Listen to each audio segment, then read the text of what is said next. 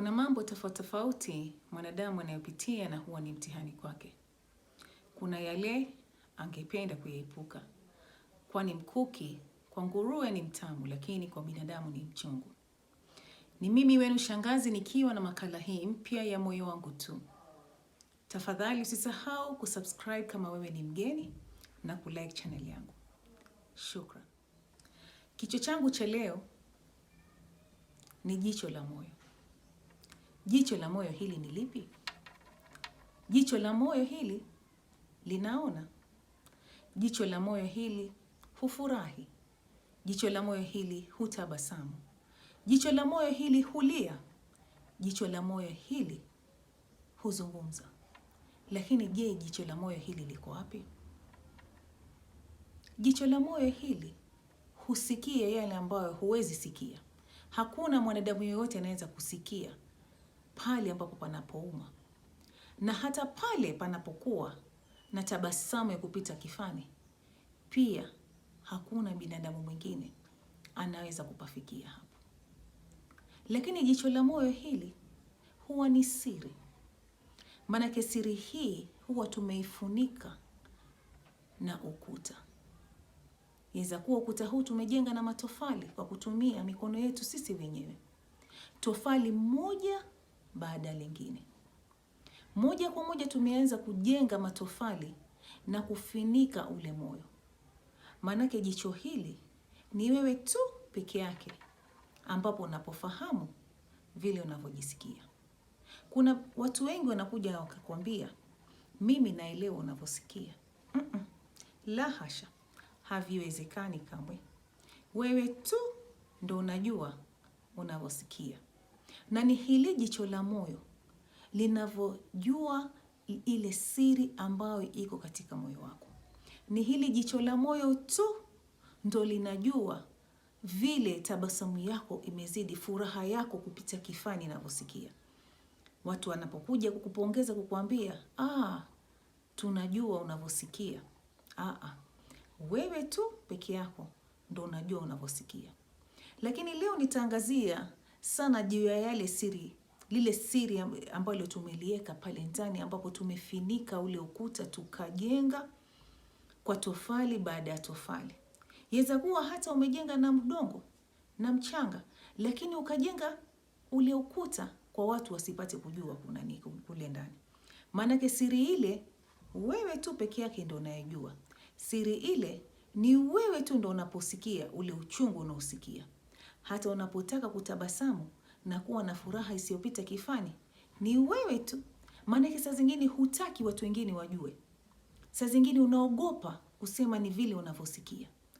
Na ni kwa vile pia huwezi kufikiri wale wengine watasemaje. Wakijua umefurahi kupita kifani itakuwaje. Napojua siri zako itakuwaje. Kwa hivyo huwa kuna ule uoga fulani ambapo binadamu anasema, mimi hapa afadhali nitulize. Lakini sasa tunakuta kuwa mwanadamu yule amesononeka kabisa. Anataka kupiga kelele ile ambayo iko katika ule moyo wake. Lakini hawezi. Ni kwa sababu gani? Usiende mbali, karibu nami. Lakini usisahau kusubscribe na kulike channel hii. Na ningependa pia kusikia maoni yenu tofauti tofauti ambayo tutakuwa tukiangazia katika vichwa tofauti katika hali ya mwanadamu anayopitia, marefu na mafupi, mapana na madogo. Usiondoke. Tunapozidi kuangazia juu ya lile jicho la moyo, tunajua kuwa jicho lile la moyo huwa ni mahali ambapo pamefinikwa na majonzi tele. Na majonzi yale tele huwa ni kwa vile sisi katika ubinadamu wetu si rahisi kwenda kwa mwenzako mwambie, bwana mimi nataka kidogo unisikize. Nina mambo ambapo ningependa kukujulisha ambayo nimekaa nayo ndani ya moyo wangu, lakini tafadhali ningependa kuyasikia. Basi utakuta mwenzako atakwambia, na mimi basi nina haya yangu. Wewe wacha hayo yako. Sasa utakuta ule mwanadamu ambayo amekwenda kutaka kusikizwa kidogo, angalau roho yake ipate kupata kusikizwa tu, sio kuambiwa mengi zaidi ya yale ambapo ameyapeleka kwa yule mwenzake, lakini angependa tu kusikizwa. Basi utakuta mwenzake atamwambia basi hata hapo tusiendelee, wacha nikwambie haya yangu. Ushaona sasa? Ndipo hapo sisi huogopa, maanake ukitafakari hujui utaanzia wapi. Lakini kila mwanadamu ataka kusikizwa. Hata mimi shangazi hutaka kusikizwa. Hata wewe ulioko hapo unayenitazama mimi, unayenisikiza mimi, ungependa kusikizwa. Tafadhali, kama mmoja wetu angependa tu kusikizwa, labda tungezuia maafa mengi sana. Maanake ni pale ambapo sisi tunapotaka kusikizwa, basi na utakuta yule uliyemkaribia ama ulimwambia bwana wewe uko karibu, ningependa tukutane muda fulani, kuna jambo fulani.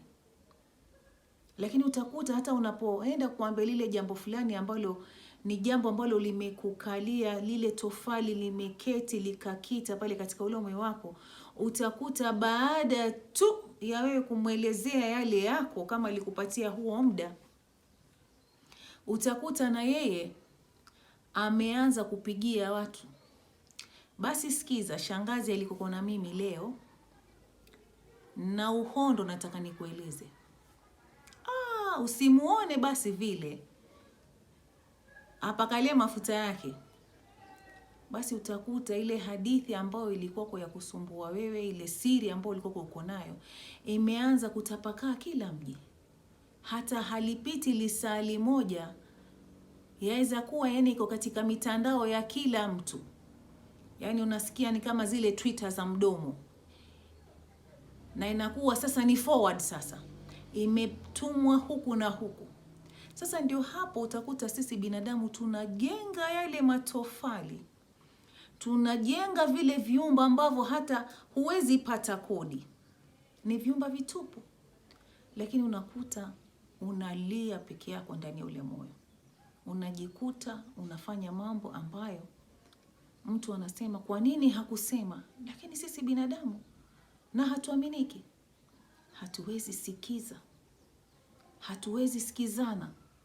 Na mwenzako anapokuja na jambo ambalo ni la siri, angependa kukunong'oneza, umsikize tu. Inakuwa sasa wewe ni tarumbeta kila mahali, kila mtandao unawezekana. Hata waweza kopa, hasa kwa simu. Huna tikiti ukakopa. Ushike njia guu moja, guu pili, guu tatu, wewe huyu kila mahali. Ushasikia basi? Ushasikia? Wacha nikwambie. Keti. Kwanza nilete maji ya kunywa. Ikiwezekana pia nitengeneze turungi hapo. Na kama kuna vitobosha vimbaki pia vilete. Maanake nina habari moto. Ikawa sasa yule mwenyewe akijapata ile habari, maanake ile habari itakuwa imeenda, ikawa ni habari tofauti kabisa. Ndio hapo utakuta binadamu hawezi kumwamini binadamu mwenzake.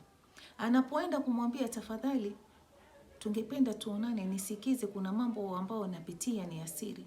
Yaweza kuwa hata ni mtu mkubwa ambaye anaheshimika ama ni mtu wa cheo, lakini kila mtu anapitia. Si mkubwa si mdogo. Sio mwenye mali si maskini. Haya yote kila binadamu anayopitia. Haya yote ni mitihani kwake. Haya yote sisi lazima tutayapitia. Lakini ni nani ambaye anaweza kusikiza? Maanake huwezi kwenda ukawa na kuku zako ukasema hizi kuku zapita hapa, hebu wacha niziambie habari zangu, ama hapa kuna mbuzi fulani hapa, makondo fulani hapa. Hata ukawa na mali kiasi gani, wewe ni binadamu tu. Ni lazima usikizwe. Ni mkubwa msikize. Ni mdogo msikize. Jirani yako msikize. Mtu ambao mnafanya naye kazi karibu msikize.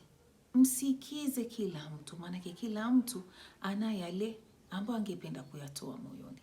Basi na sisi tuwe waangalifu sana. Maanake kule kusema fulani kumbe apitia, kila mtu ayapitia. Hakuna atakayosema mimi sipiti kwa moto. Hakuna. Na kama mwanadamu ameumbwa na Mwenyezi Mungu, kwa nini asiyapitie haya? Tushaambiwa lazima tutapitia katika moto. Moto ule ni upi? Maanake kila saa tufikiria ni kuni za moto, ama tutapitia juu ya mawe ya moto. Katika zile hali ambazo tunazozipitia sisi binadamu ni nyingi mno, ni nyingi mno, na ni lazima tuwe na watu ambao tunaweza kuwa watu wa karibu na sisi tukaweza kuzungumza nao, na sisi tuwe waangalifu, tuwe ni watu ambao waweza kumsikiza mwenzako. Isije mwenzako akaja akasema bwana we, kila mtu apitia hayo, wewe bwana sema nini? Sikiza bwana, juzi bwana fulani na fulani na fulani alipitia hapo. Hapana, hamna. Msikize, maanake yeye amekuja kama wewe ndo mshauri wako. Wewe ndo mshauri wako wa kumsikiza tu, sio ati kwa vile wewe utakuwa utampatia masuluhisho, utamwambia fanya hivi ama fanya vile ama pika hivi andaa hivi. Yeye yule mtu anataka tu kusikizwa. Saa zingine inaweza kuwa ni mtu mdogo sana anataka kusikizwa, ukasema hapana, sisi wakati wetu ilikuwa si hatufanyi hivyo. Maanake tungeepuka mambo mengi sana. Hivi sasa visanga ni vingi, hatuwezi kuvimaliza. Kila baada ya saa moja masanga ambao yaliyoko tunasoma katika mitandao, katika habari, ni mambo ya kusikitika, kwa sababu watu wengi hakuweza kupata nafasi ya kusikizwa. Na watu wengi wakapuuza yule mtu anapotaka kusikizwa, wewe wampatia habari yako. Wakati yule akija, wewe ulikuwa huna habari ya kumpa. Kwa hivyo msikize. Msikize kila mmoja wetu anayetaka kuja kusikizwa.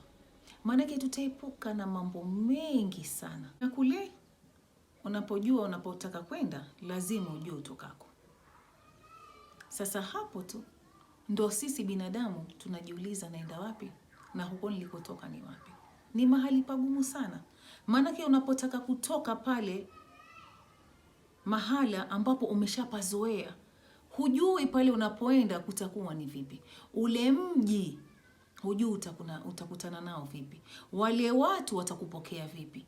Maanake ile roho yako inapotaka kutoka pale mahali ambapo ni mahali pasiri, unapotaka kutoka na kujulisha mtu mwingine, mimi hapa nilipo, ninavyosononeka, roho yangu inavyo hivi, nina wasiwasi, tafadhalini nataka kusikizwa. Tafadhalini nisaidieni. Huwa saa zingine ushapazoea, ukawa umekita mpaka pale unapotaka kutoka, huwa saa zingine panatishia. Lakini hapatishi sana kama unapopata watu ambao watakusikiza, watu ambao watakuwa na hisani zao, watu watakuwa na roho ambazo ni za imani. Maanake kumsikiza mtu lazima na wewe uwe na imani ya kumsikiza. Uwe ni mahali ambapo unaweza kumsikiza na kumwelewa kuwa yeye anasononeka, yeye anataka tu kusikizwa. Na labda angepata ushauri kutoka kwako. Na labda hakuna ushauri, lakini labda ushauri wako ni pale utakapomwekea ile siri. Maanake wewe akijua utamwekea zile siri zake, hata kama ushauri wako sio ule ambao atakaofuata, hapo basi itakuwa umempatia lile godoro la kuweza kuanza kupumua, sema fulani naweza kumwambia mambo yangu na akanisikiza. Na hakutoa siri. Maanake hapo anapokuja atakuwa akitegea sikio. Hapa je, nitasikia haya mambo yangu? Tutaepuka mengi ikiwa tutakuwa ni watu waangalifu, tutakuwa ni watu ambao tuwaweza kusikiza watu katika maeneo ambao ni ya siri. Na watu wakianza kubomoa yale matofali ama ule udongo moja kwa moja, kuanza kubomoa ule ukuta tu, mtu watoke katika ile eneo la kujificha, la kuwa ambapo hawezi kuwa anaweza kuongea mengi. Unakuta mtu amejishikilia mahali, lakini sisi hatuelewi ni kwa nini pale amejishikilia. Lakini ni kwa sababu sisi nasi tuna heka zetu za kutoka pale nje na kutangaza yale ambayo si ya kutangazwa. Maanake ilikuwa si ya umati, ilikuwa si ya kila mtu kujua. Lakini sisi hapa tumebaki tukiwa hatuna imani hatuna imani kabisa na wenzetu, na kwa sababu ya hivyo tutakuta watu wengi pia wamejitoa mhanga, watu wengi wamejiua, watu wengi wameua hata jamii zao, watu wengi wamefanya vitu ambavyo hatungefikiri hata siku moja kuwa vingeweza kutokea. Ni kwa sababu gani? Ni kwa sababu ule ukuta ambao tunazidi kujenga kila siku, hakuna mtu mwingine anaweza kuubomoa ila tu yule anayesononeka pale. Shukran sana kuwa nami katika makala hii mpya ya Moyo Wangu Tu. Mpaka pale tutakapokutana tena, panapo majaliwa yake Mola. Moyo Wangu Tu.